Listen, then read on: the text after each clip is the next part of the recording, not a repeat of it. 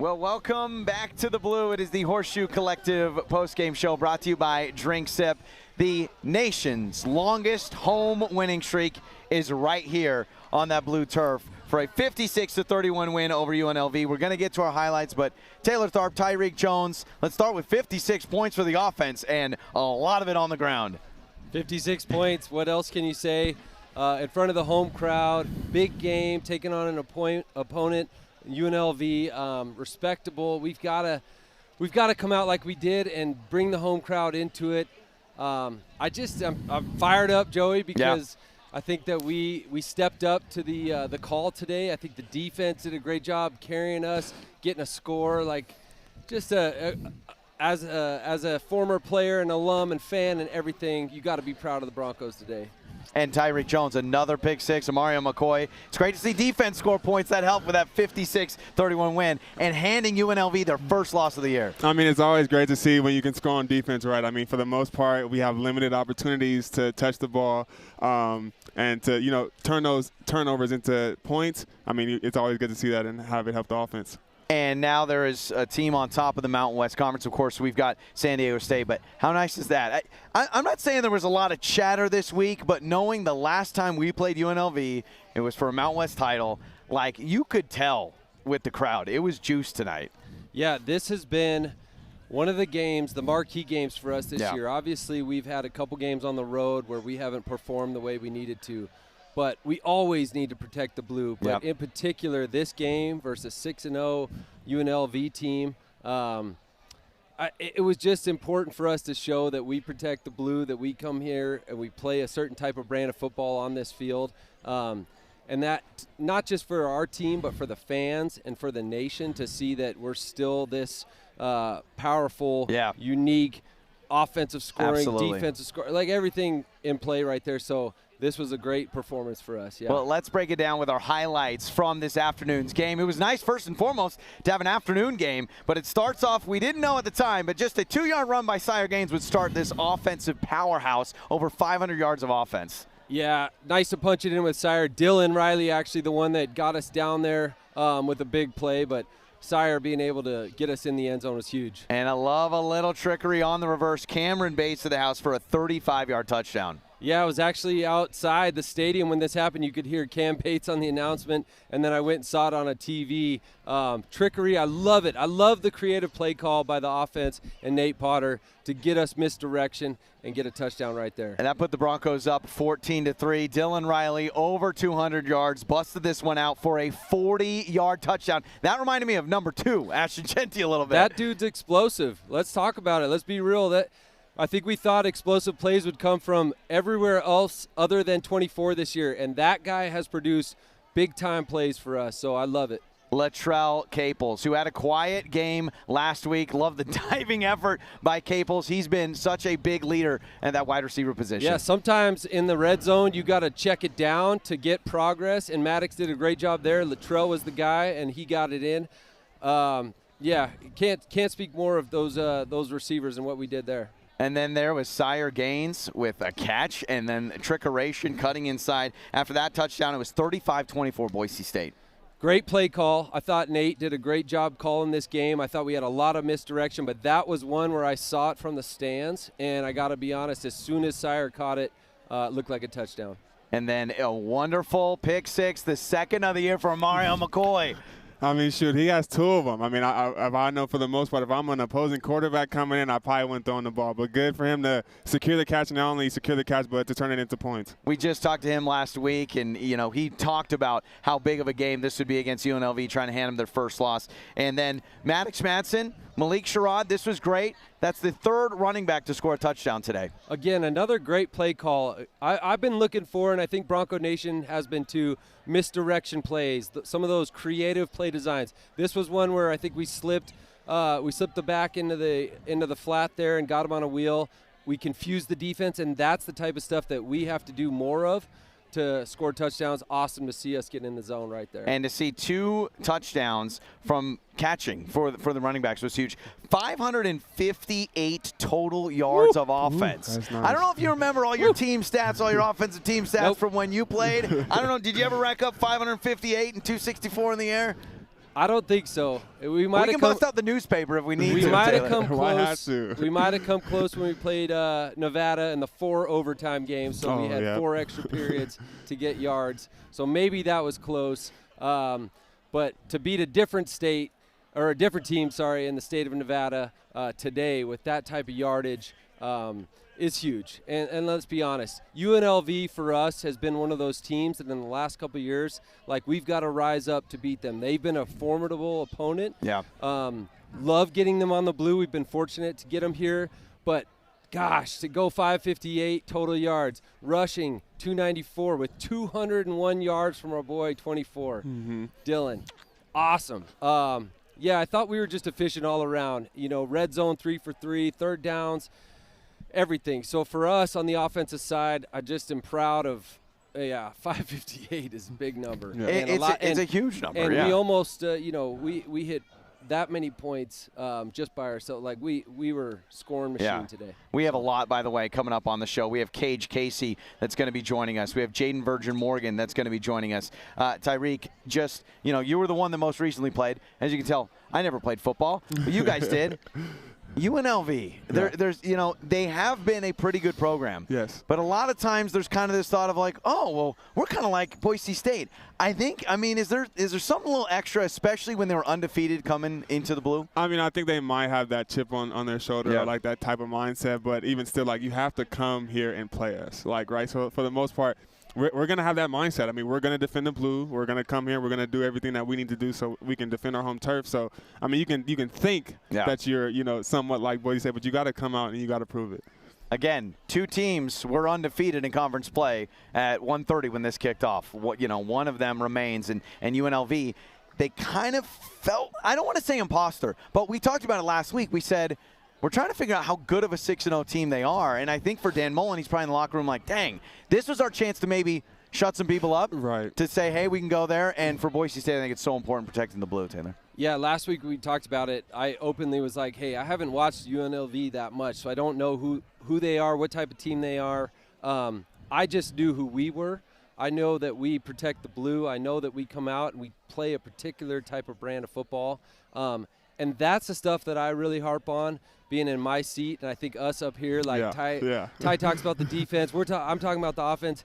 I just want to see how we represent Boise State. Yeah. And I don't really care what UNLV brings to the table, and I really don't think it's that much or enough to beat us. So ultimately, I just feel like when we bring our game, we're going to come out on top. You guys can stay classy, all right? Yeah. You've been with the program. I don't have to. My favorite letter in UNLV is the L. That's my favorite. We handed UNLV the L. As you can see, I'm rocking the hell for them, home for us. I think there was just a lot of anticipation to be like, we can't do this stuff anymore about, we're coming to be the next Boise State. It was so good to see. We mentioned Jaden Virgin Morgan is going to join us. We're going to get more thoughts from Tyreque Jones and Taylor Tharp, Jay Tust, more to come, including Spencer Danielson, live from the press conference. What does the head coach have to say? 56-31, nation's longest home winning streak. It's 16 straight games on the blue. I'm sure Coach will have thoughts about that and more. Coming up next, it's the Horseshoe Collective Postgame Show, brought to you by DrinkSip. Big. Idle and Escrow Company. It starts with respect, and we pass it on. Because humility makes us better teammates. We stay hungry on and off the field. And healthy in mind and body. With integrity at every step. And community in our heart. Boise, football season is here, and whether it's touchdowns or turnovers, fans are still waking up happy thanks to DrinkSip non-alcoholic beer. Always fresh, lower calories, delicious taste. Celebrate the highs, rally through the lows, and always stay in the game. A portion of sales goes to help student athletes. DrinkSip NA Beer Company, brought to you by Bronco legend DeMarcus Lawrence, and proud sponsor of the Horseshoe Collective. Well, welcome back to the Horseshoe Collective Postgame Show, brought to you by DrinkSip. Look at who is 77, Mr. Pancake himself. I don't know, we just gave you that nickname. I know you're doing a great thing with pancake blocks and all that, but Cage Casey, left tackle with us today.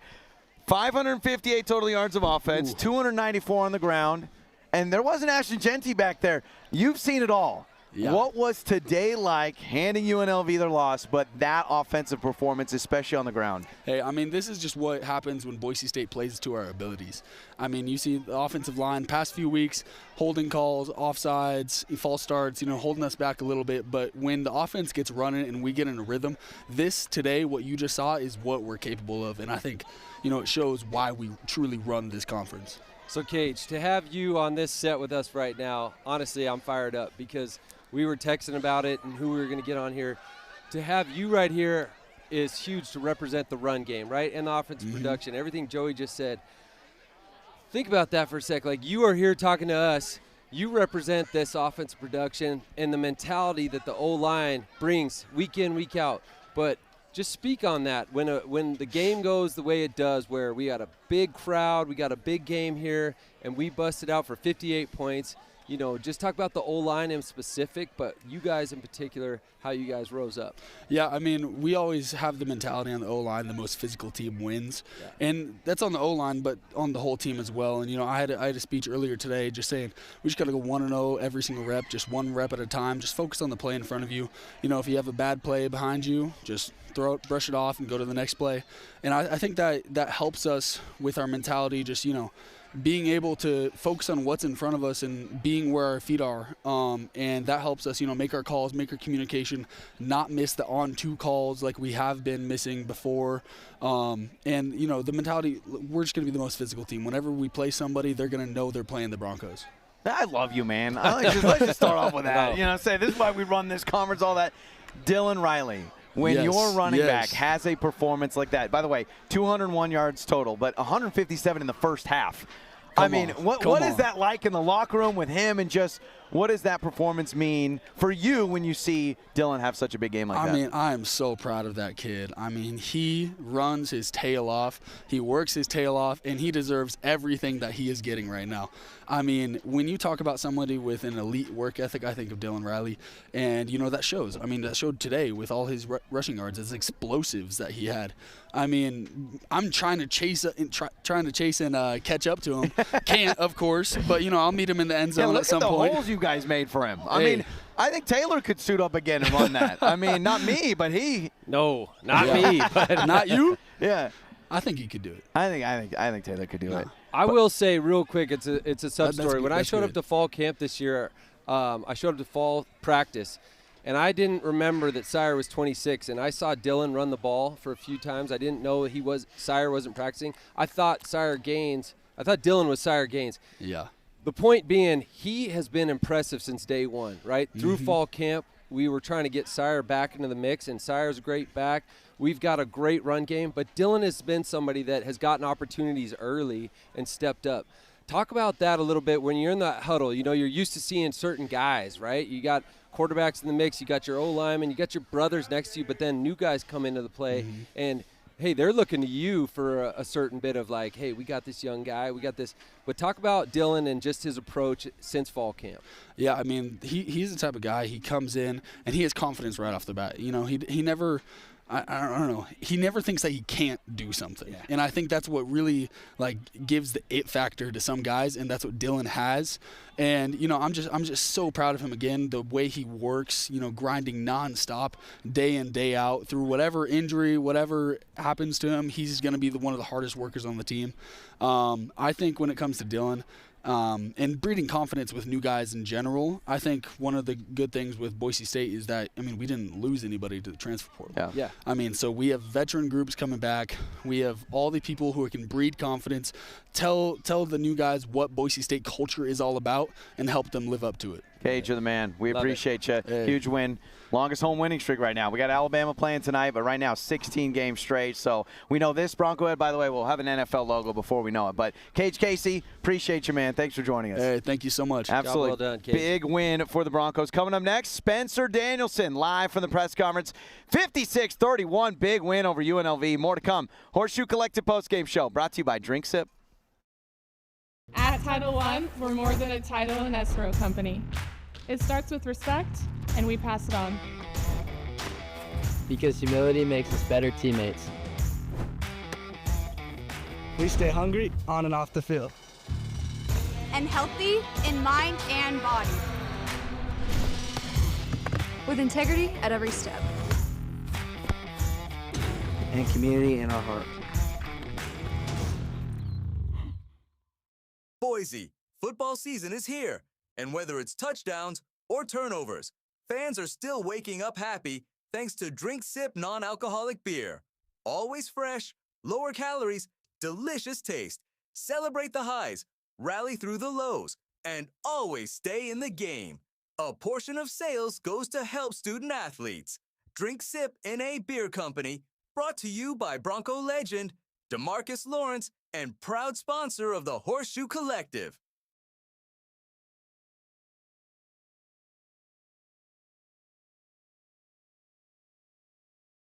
Reminder, coming up in the Horseshoe Collective Postgame Show, live from the Blue, brought to you by DrinkSip. Spencer Danielson, we're going to hear from him in just a moment. Jaden Virgin Morgan going to join us live on set. Right when we went to break, you guys had great embraces with Cage Casey. He means a lot to this program. I also loved his confidence. He said, maybe he doesn't want us to repeat it, but he says, this is why we run this conference. That was great to see. And honestly, that's the mindset that we want to have, right? I mean, I think back to when I played, I even told some of the guys, the Mountain West Conference Championship game is ran through us. Cause, I mean, when I played, I was there 4 out of the 5 years that I played. I was there a lot. So we want to have that mindset that we make the standard the championship game, nothing less, nothing short. Let's go to Spencer Danielson. He has just come to the podium. We'll go to him. You got to keep working. You got to keep working. You got to keep growing. And you see that. And I really believe that if you trust the Lord, you work hard, and you trust your process, it's going to improve. Not always in the time we all want it. I'm just talking life in general. Life is not rainbows and butterflies. Life's hard. But if you continue to trust the Lord, you put your head down, you work, you will grow. And better times are coming, and the best is still to come. So I'm proud of our team. We've been through a lot. We've learned a lot. And I think tonight you see when a team that loves each other, cares about each other, and continues just to work. Doesn't matter what people are saying. Doesn't matter what people think you are. You just go to work. And it showed tonight. There's still going to be a lot of things on film that we got to fix and grow, and we're going to even be better than we were tonight. We have to be. We have to be. We got to be better next week against Nevada than we were tonight against UNLV. That's college football. You see that across the board. The second you take your foot off the gas, it is at that point you're going to be in trouble. You're going to get caught slipping, and that's what we can't have happen. So we got to handle success the right way now too. And so, but I'm just proud of our guys. Bronco Nation was elite tonight or this afternoon. Going out there, the blackout, I mean, it was awesome. I mean, and we put a premium on playing at home. And I talked to our team on Friday with my team meeting that what matters most to you, you protect. If it doesn't matter to you, you don't protect. That's just life in general. What matters most, you protect.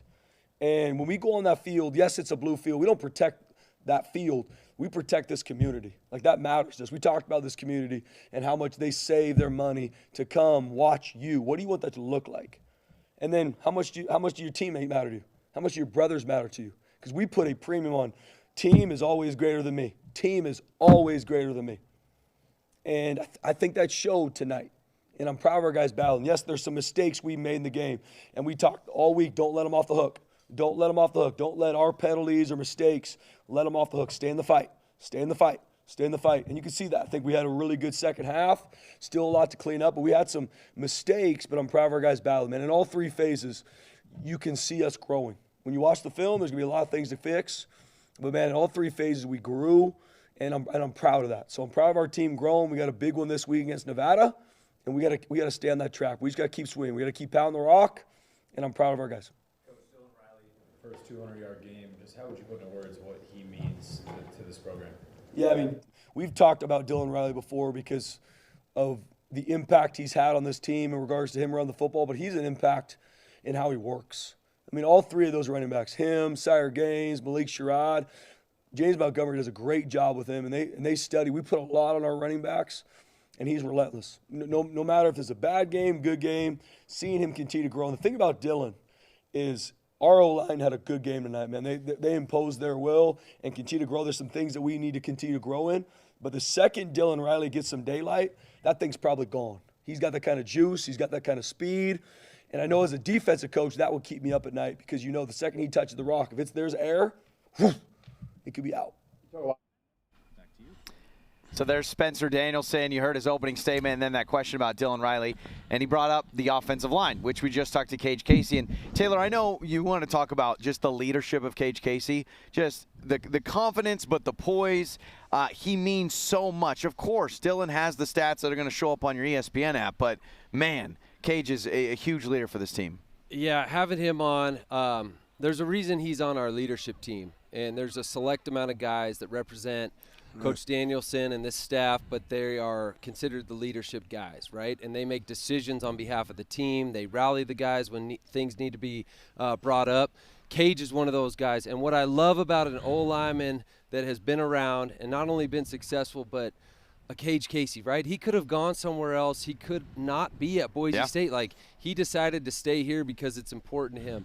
I just get fired up listening to him talk because he energizes me. He's one of those guys, Darren College, Ryan Clady, the greats we've had in this program that play his position have been somebody that I've seen where I step into a huddle and I look at those guys like a Cage Casey and I get excited that they're there. And I just, I think that having him on set to represent the run game and the offensive performance tonight was so big, and I'm just fired up that he's a Bronco. I hope he hears this and knows that Bronco Nation loves that he's a Bronco, because that's what it's about. That's what we're trying to build here is guys that come here, experience this special piece, and he's just an ideal guy that you want to be a Bronco to represent our team, and I'm fired up. I'm excited that we won this game and Cage was on set. And his coach brought up, right, when you open up those holes, you trust, especially Dylan Riley. He's gone, is what he said. Mm-hmm. One thing that, Tyreque, I wanted to bring up with what Spencer said is, like, you could tell in that opening statement he wants probably maybe to send a message, not to the media more, but probably to the team about, like, this is not the top of the mountain. And we have to continue because for a lot of times it feels like this was the game you circled on the calendar. This was they're undefeated, Mountain West Championship rematch. What's that like as a player to not allow this, to be like, we beat UNLV, we got the longest winning streak, but it's like, Friday. It's only 6 days away that we travel to Nevada. I mean, just knowing and having the awareness that, like you said, we have a quick turnaround. So we're not going to be having, our full week's worth of preparation to be able to play Saturday. We got to get ready for Friday. And then granted, even taking into account, yes, we just beat a 6-0 team, but we still have football left to play. It would be, a hinder to the season if we were to win and beat this 6-0 team and lose out the rest of the games that we have left. So for the most part, to reach our goal, like you said, like we're not at the top of the mountain. We're not there yet. We haven't reached, what we set out to strive to achieve. We still got work to do. And so with that, like we got to, take this win in. This is a big win. We celebrate it, but we got to get back to work next week. What is it like when you are playing a team that is 6-0? Because 6-0 is not 2-0, 3-0. I mean, when you're 6 weeks into the season and you haven't lost, is that something you feel when you're lining up against them? Not as intimidation, but you're like, oh, okay, we could be that team that gives them their first loss. I mean, it definitely opens your eyes. I mean, for the most part, I know when you're coming into the game and you're looking at, the first thing you kind of look at is the schedule, right? Like, okay, who have they beat? Who have they lost to?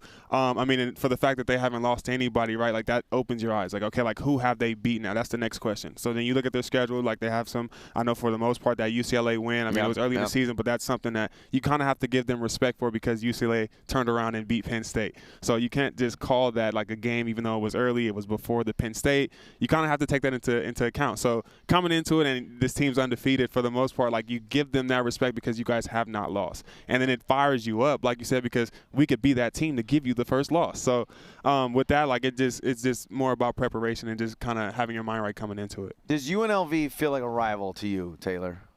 Well, to me, not necessarily because I didn't always have that matchup in my generation. But right now, yes. Yeah. And I think given the stakes of our conference and games that matter, and games that we get on this field that matter, UNLV has been there for us as an opponent and a formidable opponent. So, yeah, I look at it like this. I think that we have so few games year in, year out that do really mean a lot. And in the last couple of years, the games that have meant a lot on this field for us in our schedule have been UNLV as our opponent. Yeah. So for today, I think Coach Danielson talked about it, but it wasn't just about who we're playing. It was about us. It was about, are we going to go out and represent the brand? Mm-hmm. Are we going to go protect the blue? Are we going to go represent this community?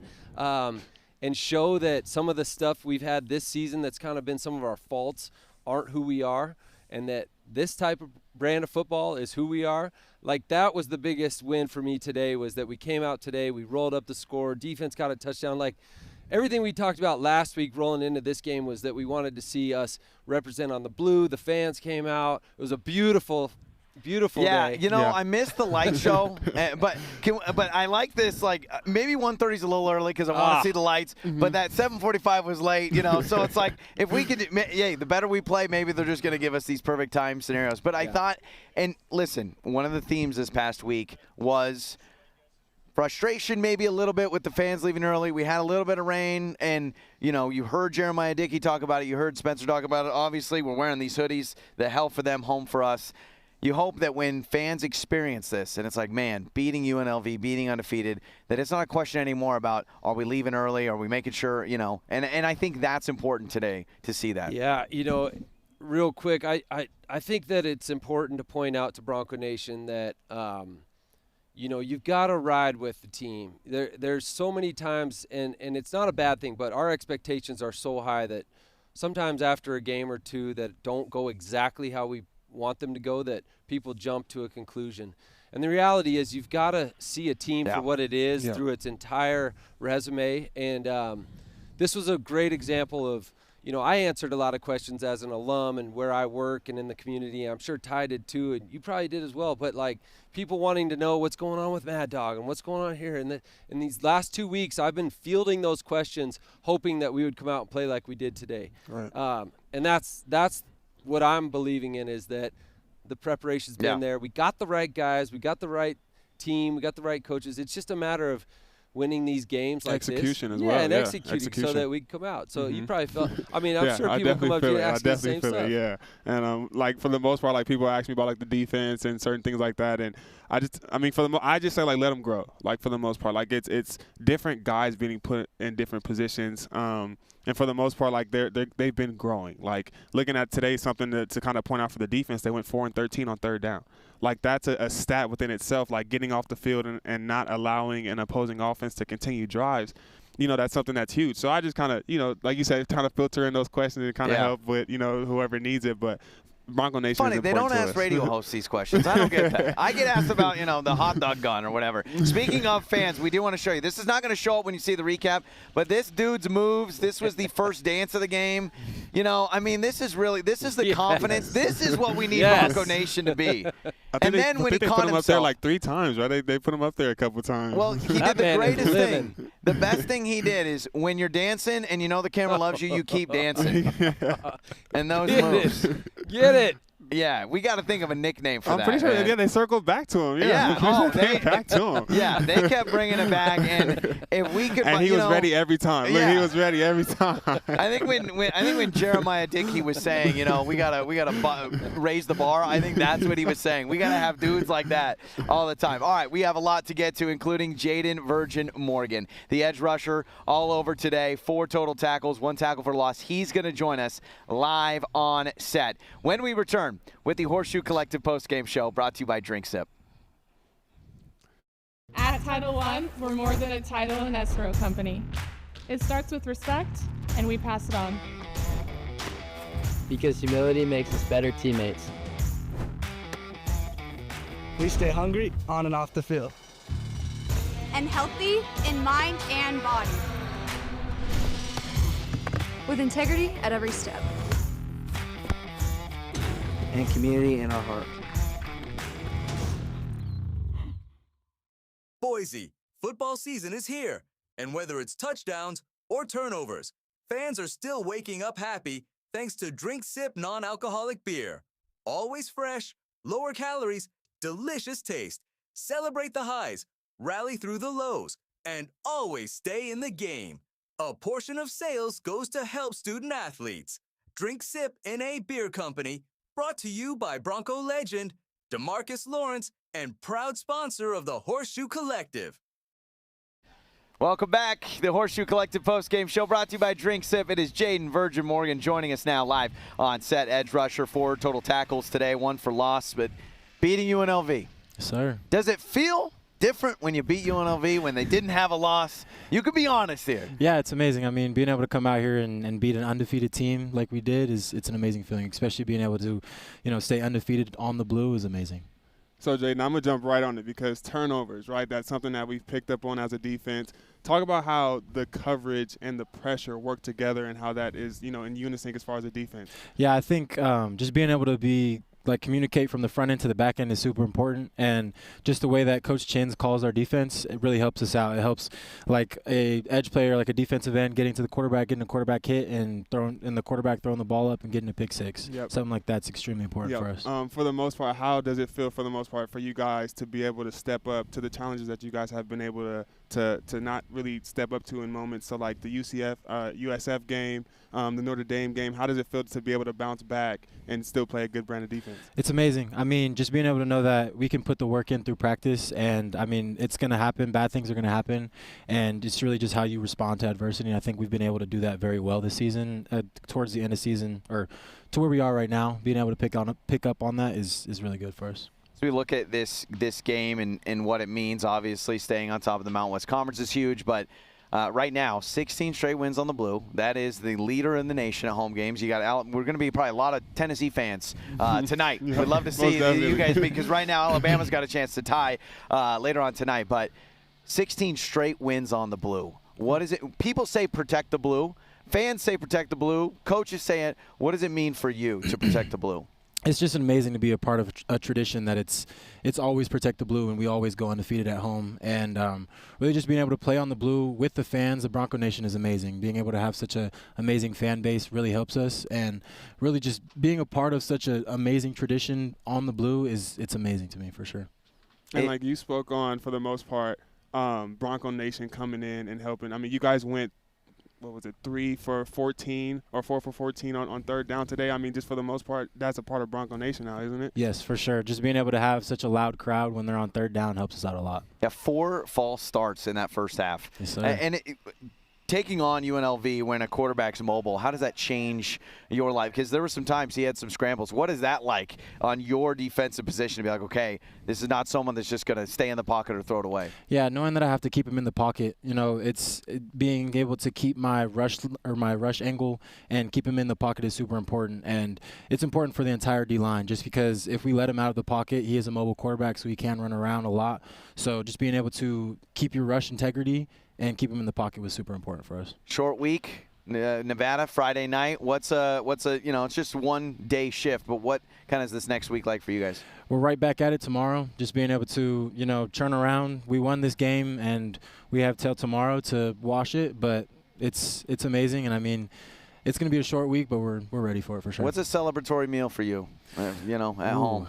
I don't know. Burger guy, fry guy? I'd say pizza guy. Pizza guy. Yeah, How many slices? I like that. How many slices? You might take a box, huh? You might just take a box to yourself, huh? Slices? Slices, man. I go by the pie. We How the many whole pies? box. The whole box. All right. The whole box. What was Tyreque? How many slices could he throw down? I kid you not, I was definitely a box guy. Believe it or not, I was a box. I'd probably eat maybe a box or two of pizza myself, believe it or not. I also was, because at the time, I was a huge nugget guy from McDonald's. I used to love going and getting a 40-piece. 40? 40-piece. I'm so serious. I didn't know people ate 40 The day before the pieces. game, would I not be sitting and eating having the my nuggets, nuggets on travel day by myself? Pregame. That was like the day before the game. It's a lot of protein. It was like a tradition. It was like a tradition thing for me, like every travel day, so day before the game. Yeah. 40-piece. Gotta have it. And no, you can't have one. Yeah. Did you have a sauce? Oh, yeah. So I definitely was a sweet and sour guy. I don't even know how many sauces you need with that. Like 17 of them? You gotta have at least maybe 4 or 5. It's a little trick. If you, mind you, for the fans at home, if you flip the sauce, because you know how it looks like a little cup, you kind of nip it a little bit. You kind of bite it so you can kind of squeeze it out a little bit, and you can gosh, get more out of your sauce. Lasts a little bit longer. This is why you listen. This is why you watch this show. Jaden, you're like, all right, I guess we'll just talk about sauce for the rest of the time, and then you know about the hacks. Yeah, pizza, chicken. I mean, I think in honor, I'll get a 40-piece tonight. Oh, and, be careful. Be careful. I'll tell you that much. Before we let you go, just your career at Boise State, how have you seen your personal self develop, and what is it like just each and every time you get to go on this blue and you do sit there and wonder, man, how many games do I have left here on this field? Yeah, I think one big thing is just the way that I attack practice. I think being able to know that doing my job in practice carries over to the game, doing my job, and just knowing that doing my job, I'm not going to necessarily make the play every play, but it is a team sport. So really doing my job every single play, and the plays are going to come to me, which is one of the biggest things that our coaches talk about, especially Coach Frazier for sure. And Mario McCoy, by the way, another pick six. Oh, yeah. I mean, I'm sure Jay Tust will be joining us later. He'll have some stat of when something. He's always ready but for us. what's that like when the defense gets points on the board, and how jacked were you guys on the sideline? It's amazing. I mean, just being able to especially celebrate with a teammate after a pick six is amazing. It's a big momentum change for sure. Yeah, that's awesome. Well, yes, great stuff. Okay, so we got large pizza. We got all that coming up. Jaden Berger-Morgan, we appreciate you, man. Of course. Thank you guys for having me. Thanks so much for joining us. Okay, more to come. We've got Jay Tust, some more thoughts from Tyreque and Taylor Tharp as well. Live from the Blue, it's the Horseshoe Collective Postgame Show brought to you by DrinkSip. There's pizza. There goes that pizza. Look, he's bringing the pizza. He heard you. He heard you, and he's like, all right, Jaden Berger-Morgan wants a large pizza. You can't make, and Cody's already in it, man. Cody's already in it. I had no idea. Tell him not to eat too many now. Yeah. You need a box. You tell him you're not all slices. You need a box. They have no idea we're talking about them, and JD's going to eat that himself. But go get you a slice, man. Go get you a slice. Yes, That's sir. awesome. More to come coming up here, live from the Blue. At Title I, we're more than a title and escrow company. It starts with respect, and we pass it on. Because humility makes us better teammates. We stay hungry on and off the field. And healthy in mind and body. With integrity at every step. And community in our heart. Boise, football season is here, and whether it's touchdowns or turnovers, fans are still waking up happy thanks to DrinkSip non-alcoholic beer. Always fresh, lower calories, delicious taste. Celebrate the highs, rally through the lows, and always stay in the game. A portion of sales goes to help student athletes. DrinkSip NA Beer Company, brought to you by Bronco legend DeMarcus Lawrence, and proud sponsor of the Horseshoe Collective.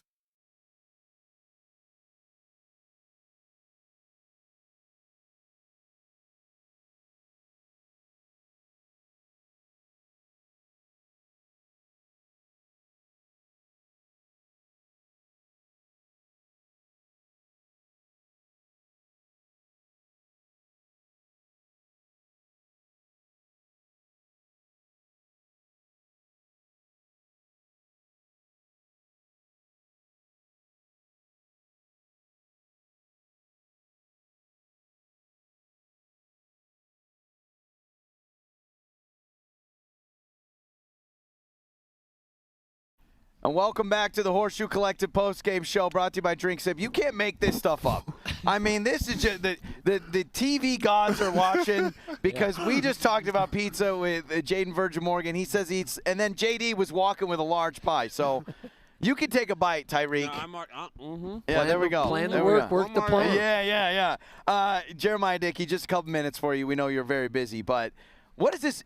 It was a busy week for you. I mean, you joined me on the radio show earlier talking all about this game. Yeah. To see it come to fruition like this, what does that mean for you? It was special. You know, I want to give a shout out to Bronco Nation and our students. You know, I got on them a little bit at the beginning of the week. It matters, and you saw it today. That second half was elite. That's what you want. It was the loudest it's been this season, and our team stepped up and performed at the level that we know they can, and it matters. And so a shout-out to Bronco Nation and shout-out to our team. I mean, it was amazing. Obviously had some mistakes in the first half, but, you know, you hear – I just got done with Spencer's press conference, and you hear, you know, how he speaks to it. It's not necessarily the mistake. It's how you respond, right? And you know that. And so then, you know, having McCoy – and what he does and comes back and delivers and Sherrod. I mean, it's just unbelievable. And that's what you want, and that's what makes me so proud to be a Bronco, the men that we represent and how they represent this community. And I'm just really, really proud of us. Jay Tust is here, so we'll let you get back to pizza. But one last question for you, just bar raisers and talking about that, right? The goal is, this is the expectation right now, 100%. Holding the longest home winning streak right now. Well, a lot of Tennessee fans probably in Boise, Idaho tonight. A lot of Tennessee fans. What does that mean? We know what it means to the program, but what should it mean to all of Boise to not just take that lightly, big? Oh, we got the longest home winning streak. But we're talking about programs like Alabama's that have so much history behind them. And what does it mean to have that winning streak right now? It's hard to put into words. You know, I don't take it for granted. You know, I'm just the next piece of this puzzle. And I think back to the Gene Blameyers and the Mark Coyles. I think back to the Coach Peets and Coach Hawks and all the great players that have come before. We represent something bigger than ourselves. It isn't about us. It's about this community. It's about a team. And it means a lot, and it should mean a lot to Bronco Nation and everyone who is here today, and I expect to be back. That's something like we can't take winning for granted. Yeah. And you look at the Alabamas and who we compare ourselves to, and we are bar raisers. You know, we are a Power 5 program, and I'm not going to apologize for that, and we're never going to apologize for high expectations because I know how hard these players work on and off the field to play. And Bronco Nation, I know, is proud, and I can't be prouder as a leader of this place, and I'm so humbled and just grateful to be here and to be able to represent that. I love it. Thanks for the time. Thanks for the pizza, Thank too. you, guys. Go Broncos. Thank you, Bronco Nation. Yeah, absolutely. Make sure Tust gets some. You see Jay Tust is going to be joining us. I think we're going to have you hop on now, Jay. I don't even think we're going to break because we want to eat pizza. Oh, we are going to go to break. Good, because I want to eat pizza, Tyreque. All right, Jay Tust will join us next. Horseshoe Collective Postgame Show. I'm eating pizza. Brought to you by DrinkSip, live from the Blue. At Title I, we're more than a title and escrow company. It starts with respect, and we pass it on. Because humility makes us better teammates. We stay hungry on and off the field. And healthy in mind and body. With integrity at every step. And community in our heart. Boise, football season is here, and whether it's touchdowns or turnovers, fans are still waking up happy thanks to DrinkSip non-alcoholic beer. Always fresh, lower calories, delicious taste. Celebrate the highs, rally through the lows, and always stay in the game. A portion of sales goes to help student athletes. DrinkSip NA Beer Company, brought to you by Bronco legend DeMarcus Lawrence and proud sponsor of the Horseshoe Collective.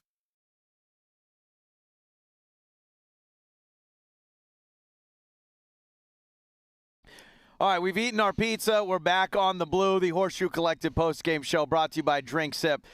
Jay Tust, who just right after the game got to talk to Dylan Riley. We're going to get into that, going to get into your Tust stats, but I mean, I'll say it. I love beating this. I mean, I didn't do anything, but I love beating this team. I love first loss for them. It's just, whether you want to say shut them up, I don't know. It just, this was so needed, I think, for Bronco Nation. Joey, when it comes to team sports, you have always been about participation points. Right, baby. You know what I mean? That's right, man. I'm here. We won. Right. One catch for the Detroit Trojans. We won state. I'm an I and we guy. Like, I'm a Mariner fan, and I've been saying we're one win away from the World Series. Yeah, I say all that. But we'll get into Dylan Riley. But just the overall performance, 56 points, blowout win. To your point, even like going back to this thing, I mean, it is what it is. This is a matter of fact. It's not even opinion. Boise State has been on top of the Mountain West for so long that different teams throughout the league have ebbed and flowed with their own versions of success, and they've tried to come at the champs, and it just more often than not does not work out for them. And now we're sitting here, 2 years later, and UNLV has built their program up, and I do think they deserve a ton of credit. But it's just not to the level of this. And I don't know if you heard Dan Mullen's comments a little bit earlier this week about how Boise State's a little insensitive because birds are flying into the blue and dying. Well, we hung 56 on the board tonight, 56-31 the final, and just to let everybody know, to confirm, no birds were harmed in the process. Yeah, and you know what's nice? Can't say the same about UNLV's feelings. No, not at all, man. And it kind of reminds me of the next Tiger conversation where people try to put this guy's the next Tiger, and then you're like, it's just not it. And that's, I think, what Boise State wanted to remind UNLV is you can't just have a couple of good years and be the next program that's really set the bar. Yeah, I agree.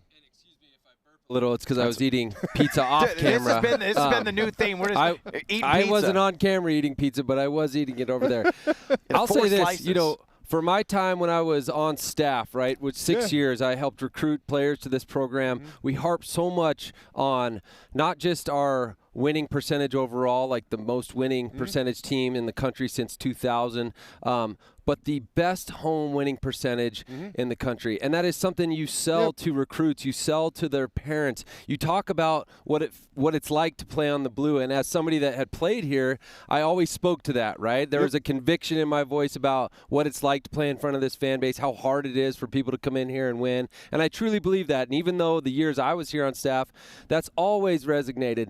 So to hear that we've built another awesome streak, 16 in a row, and coming off last week's win, coming into this week, I mean, I just straight up said, I don't know much about UNLV, but I don't really care. I know it's about what we do. The game's in Boise, right? It is about this freaking field and what we do and this fan base, because it is hard to come in here and win. I'm the ultimate stat guy. I'll try to look up anything, and I know that over in that football facility, especially individual stats, a lot of those guys in season, you want to block out the noise. But I'm going to list 3 stats right here that I think that truly define an elite program. One is the last 12 times that Jeremiah Dickey has opened up his home to Bronco Nation, we've sold this thing out.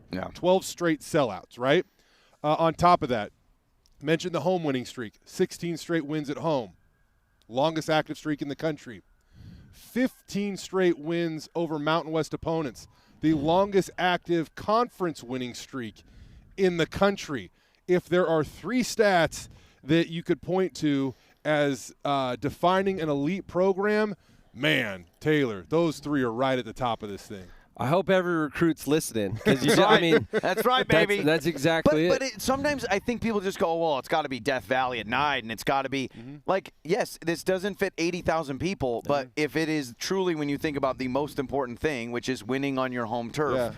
Boise State's number 1 right now, which is awesome. Okay, Tust stat number 1 with Dylan Riley. We know, 157 rushing yards in that first half? Yeah, it was in the first half, because then he played a second half. 201 rushing yards, 15 carries, right? That's what's crazy. That's the crazy thing, because there's been a number of Boise State running backs that have eclipsed that 200-yard mark. It took all of them at least 20 carries to get over 200 yards. So Dylan's 15 carries, the fewest by a Boise State running back in a game in which they rushed for 200 yards in the FBS era. And on top of that, we were talking with him in the post-game press conference a few minutes ago, and he said that, he was talking about his father and wanting to make him proud, and he said that, he wants to deliver on his promise, and that was going to the National Football League. Well, check out this company. There have been 2 Boise State running backs with 200-yard rushing efforts against UNLV. Jeremy McNichols and Ashton Genty in the NFL, and both those dudes are playing on Sunday and balling out of their minds, right? So that's pretty good company to be in. And I honestly, every time that Dylan gets on the field now, it's funny. I get up there and I shoot some of these games, and you try to kind of guess maybe if you could take a play off or 2 or something like that, right? And anytime I look out and see 24 on the field, I know that I have to be locked in and recording. I mean, I don't want to compare him to Ashton, because that's completely unfair. But I'm just saying, you had a similar feeling whenever 2 was out there last year. If 24 is on the field, you better not blink. Is my math here right? 13.4 yards per carry? Is that yeah, we're going to trust it. Trust it. Looks like you did the math. I did. That's my calculator. These are Joey stats, which is my calculator. Hey, Siri, okay, your second one, Mario McCoy. When we were talking to JVM, we talked about the second pick 6 so far this season. I was like, I'm sure Jay's got something about Mario McCoy and where that ranks or where that lists. But his big game, another pick 6 today. Since 2000, right? Go back 25 years now. only Omarion and Marty Tadman have had 3 pick sixes rocking the blue and orange, right? And only Omarion has 3, all of them on the blue. That's awesome. Taylor, I know you know Marty pretty well because and the thing about Marty had one at home, on the road, and a neutral field. But what was it about Marty that you can almost see in Omarion where, man, these guys, not only are they putting themselves in a position to make the play, but they're making the play, finishing it, and obviously changing the game. Well, let's start with Omarion versus Marty. I think to be a guy that puts yourself in the right positions, you've got to be doing a lot of other things right. You know, he's on the leadership team as well. We had Cage Casey on here, and I was talking to Joey and Ty about there's a reason Cage is on the leadership team and all our performance. But on the defensive side, Omarion, he's in the right position. He's done the film study. Like, this stuff doesn't just happen. You don't luck into these type of plays. Maybe once, but not 3 times. No. So he's the type of guy that's obviously stepping up in his preparation. He's on the field. He's doing the work he has to do. But you've got to trust your preparation. So when those guys watch film and they think they know something's coming, or they get an alignment read and they can jump something because the quarterback gives it, you got to take it, right? And that's what's big. So Marty used to do that. To your point, Marty was so smart in practice. So I used to have to go to Marty all the time and be like, what are you seeing? Because are we tipping stuff? Those are the type of defensive players that, as an offensive guy, you're trying to figure out why they're thinking the way they are, because they are one step ahead sometimes. And Omarion has proven that, where he's sitting there. He's 3 touchdowns is big. And like I said, it's not by accident. Dude, there's offensive players that have played a lot on the blue, and they don't have 3 career touchdowns. You know what I mean? I think what was interesting, too, about tonight is that redemption. He had those penalties, and, I'm sure a frustrating moment for him, frustrating moment for the team. So to see him bounce back, and then, the penalties, that's a mental thing. So Titans that, because he's giving you the production, but I think I'm sure for everyone on that team being like, okay, that's awesome to see him get that pick 6, because it was a rough go right in the beginning. I think it's almost a microcosm of Omarion's journey here at Boise State. His journey has been about growth and development, and Spencer and the staff have poured into him, and they've loved him. And I know that Spencer often says this, and I don't know if he's ever said this about Omarion, but if you're a player, you also have to be open to that, right? Yeah. And I just think it was a microcosm of his whole career. You saw him go through some adversity, and Spencer believed in him, and he gets back out on the field, and he shows that, truly one of the better cornerbacks, definitely in the Mountain West. Yeah. And maybe pushing for beyond that in college football, because the last few games he's playing at a really, really high level, and overall this defense is playing at a pretty high level. And I know that, man, there were some tackles that they missed and stuff tonight, and that quarterback for UNLV, he is mobile. They knew that going in. But for me, still throwing UNLV off their game and maybe just trying to make them a little bit uncomfortable. Their running back came in to this game, one of the most explosive running backs in the country, right? Averaging over 10 yards per carry on first down alone. And tonight he had 11 carries for 38 yards. Yeah. And so I think that they did a good job of still kind of taking UNLV's heartbeat away from them and forcing them to find other ways, right? And in the second half, UNLV just couldn't keep up. And if I could just jump in real quick on Omarion, because I know I talk about the leadership piece, right? And I harp on that a lot. I think the leaders of the team run who we are, and it's such an important piece. And I know that Omarion's been on our leadership team, but I think what happened in the first half or what happened early in the game is unacceptable by his standards and probably the rest of the team, right? Personal foul, you throw your mouthpiece and all that. But what do leaders do? The great ones, they step up in certain situations. And I think sometimes it can be a frustration of like, I've put in so much prep here and I've worked so hard. And then when things don't get right, the emotions get the best of you, right? And I think what we saw from him was somebody that has continued to show up by his play and his actions. And there's no better way to show up as a leader than to go get 6 the other way. Well, it's the edge that makes the difference. And you really felt like that was the moment in the game where it started to really take and that's what I loved. UNLV's will from them, right? And you've been around guys that make those mistakes, because nobody's perfect, right? All of us, everybody, at every facet of life, you make mistakes. So he probably gets to the sideline or halftime. Absolutely. And you've got to kind of amend for him, and then you come back and you make a play. It's awesome. Wonderful stuff. It was great. Awesome. Massive day on offense. Good win for the team. Jay Jay Tust Bronco Studios. We're going to wrap up. Look at that shot. An afternoon game and an afternoon dub. A huge win for Boise State. Our Ridley's checkout. We answer your questions. Take a look at the future schedule and more next on the Horseshoe Collective Postgame Show, brought to you by DrinkSip. At Title I, we're more than a title and escrow company. It starts with respect, and we pass it on. Because humility makes us better teammates. We stay hungry on and off the field. And healthy in mind and body. With integrity at every step.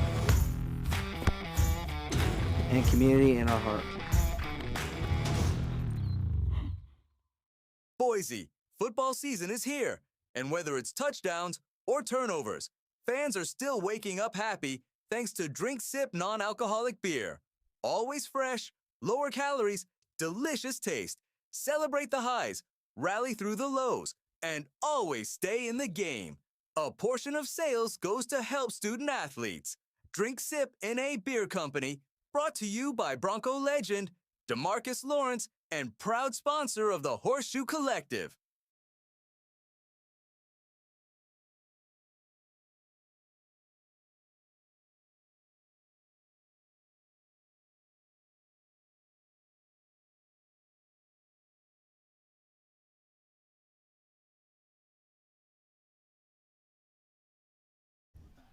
All right, back here as we wrap things up on the blue. 56-31. Longest home winning streak in the country is on the blue at 16 straight wins. It's time for our Ridley's checkout, our final thoughts in answering your questions. Again, on social media, if you use the hashtag HorseshoeQs, you can ask questions. Let's start off with question number 1, fellas, as we wrap up this big win against UNLV. And this question comes in, says, how do you feel about Johnny Ballgame's nickname for Maddox, Doggy?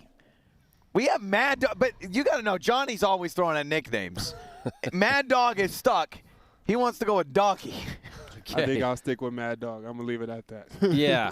Yeah, Mad Dog said, look, I'll just say this because I don't know the situation that he's speaking on with Doggy.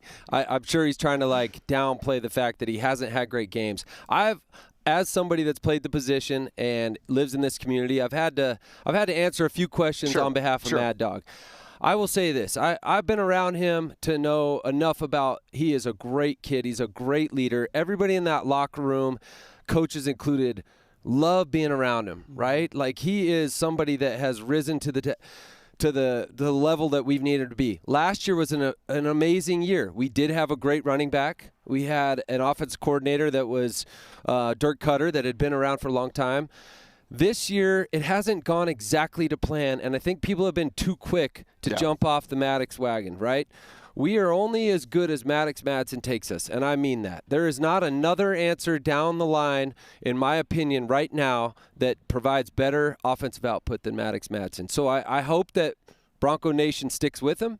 I know I am. I think that we all need to rally around that there's ups and downs behind this thing, that somebody that gets in the huddle, that everybody gets around and is inspired by and leads is a huge deal. So I hope that Mad Dog sticks versus Doggy because you can't do two nicknames. I tried to give Cage Casey Mr. Pancake real quick, and that didn't work. So, let's be honest. It is what it is. Nowadays, like, everybody's quick to jump and criticize, and he hasn't had some good game. He hasn't had great games when we've needed him the most on the road. Yeah. But gosh, did he show up tonight? Yeah, absolutely. He's shown up on the blue, and we are a good team. That play, that pump fake was awesome, and then look at the hit he takes too. When he uses his legs, he told me before the season, he's like, I'm gonna try to run more. I hope they let me run more. Yeah. And when he uses his legs, he's sneaky fast. That was such a great run by Maddox Madsen. Speaking of running the ball, our next question on Horseshoe Qs has to do with the running back situation. Again, tonight, 294 yards, 201 from Dylan Riley. This one's from Jack. Do the Broncos have too many good running backs? That's a loaded running back room. I'm interested in both your thoughts on this because that is something that I've wondered about, especially in the era of transfer portal and stuff. How do you keep three guys happy when it does feel like any one of them could go off? I'll give the quick answer, Ty, so you can speak on defense preparing for multiple backs. No. Okay. No. No. Gosh, that was easy. Yeah. Guys get banged up. You need different looks, and gosh, it's nice as an offensive coordinator to game plan guys in different plays and give certain guys different reps, knowing that each of them can do the same thing. But to have 3 guys across the board that can do it is awesome, and it makes it hard on the defense. So yeah, and I would even just to kind of piggyback off of that, like, guys have different, things that make them, right? So, like, as a defensive player coming in and having a running back room where multiple guys can do different things and they all have their different skill asset that makes them, valuable to that room, it's a lot to kind of game plan for. And even for the most part, that's just speaking on one position group. Like, the running backs aren't the only group that's getting the ball. We got to worry about receivers and things like that. So to have a deep running back group, it's a lot on the defense. And how about this today? All 3 running backs got a touchdown. I mean, that's something that's amazing to see. I mean, sorry to cut you off, Joe. Sire Gaines is still a really great back. Malik Sherrod is a great back. We're just seeing the breakout party of Dylan Riley to where he's presenting some of this stuff we saw last year with 2, where anytime Dylan gets the ball with a little bit of space, he's out. Yeah. And that's what's exciting. And not that those other guys can't do it. It's just neat that I think going into the season we thought it was going to be Sire with a complement of Malik. Yeah. And in fact, 24 has stepped up and been like, hey, I'm here for 201 yards. I don't complain when I go to a buffet. All right? I like those options. I like those options. That's what it's like. All right, let's get another question here. This is about Chris Marshall.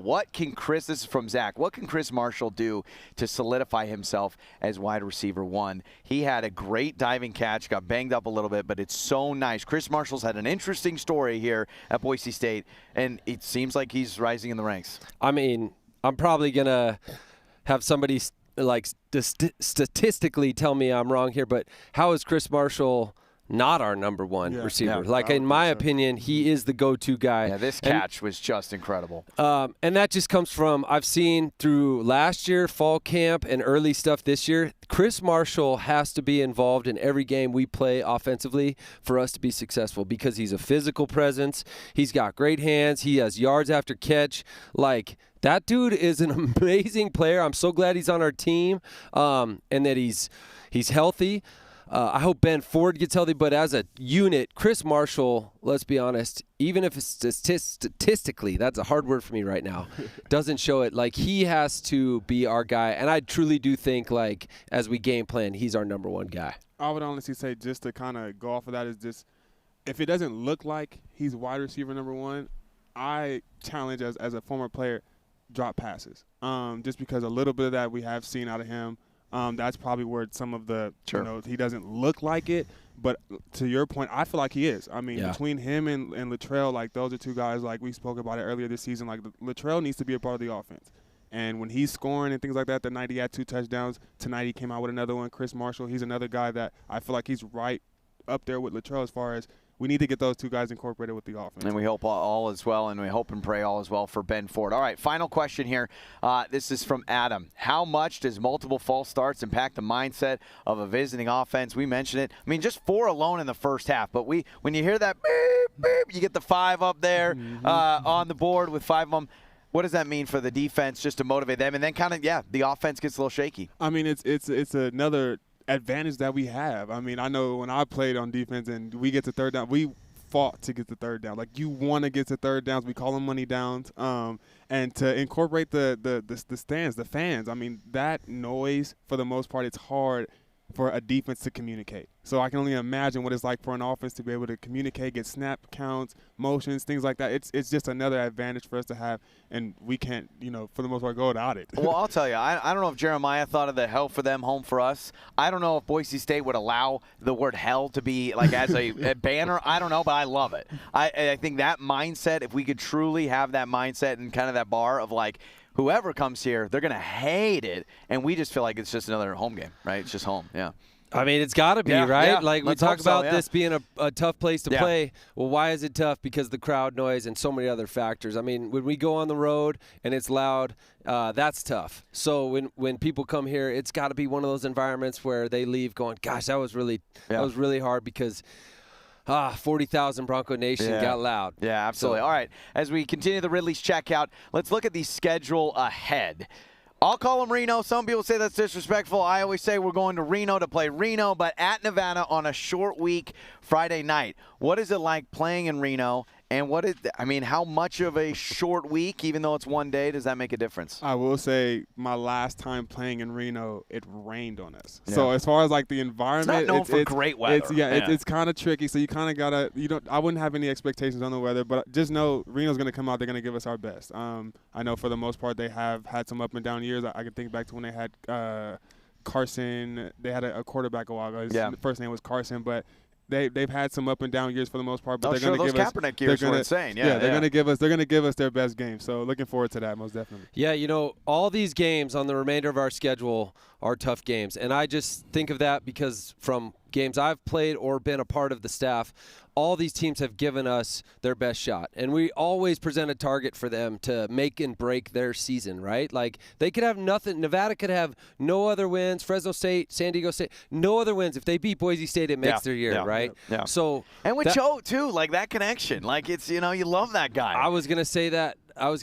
Next as far as the respect I have for Nevada. There's not much from my playing years because that was a tough rivalry, right? Like there was a lot of animosity and there's a lot of things that you experience. But I will say in my older years playing for certain coaches and you see the tree that grows from Boise State, Jeff Choate is a phenomenal coach. Like I have nothing but respect for Jeff Choate. There was a lot of people that wanted him to be the coach here years ago, And it's awesome that he has an opportunity that he has now at Nevada, and I guarantee you Jeff Choate is a coach that we will see continue to grow at Nevada and grow that program and beyond. So I just think with that person alone at the top as the head coach, we have to be prepared because he understands what we do here. He gets it. He's been a part of this program. He's trying to grow it there. But I think that we, as Boise State, we just have to take every game one game at a time and know that all those teams are going to be gunning for us. Well, great stuff tonight. Bronco Nation, enjoy it. You know what's nice? It's not midnight. It's not 1 a.m., so we can celebrate for the rest of your Saturday. For Tyreque Jones and Taylor Tharp, this has been fun. 56-31, a big Bronco win, undefeated in conference play, and the longest home winning streak in the country. We'll see you next time. The Horseshoe Collective Postgame Show, brought to you by DrinkSip. At Title I, we're more than a title and escrow company. It starts with respect, and we pass it on. Because humility makes us better teammates. We stay hungry on and off the field. And healthy in mind and body. With integrity at every step. And community in our heart. Boise, football season is here, and whether it's touchdowns or turnovers, fans are still waking up happy thanks to DrinkSip non-alcoholic beer. Always fresh, lower calories, delicious taste. Celebrate the highs, rally through the lows, and always stay in the game. A portion of sales goes to help student athletes. DrinkSip NA Beer Company, brought to you by Bronco legend DeMarcus Lawrence and proud sponsor of the Horseshoe Collective.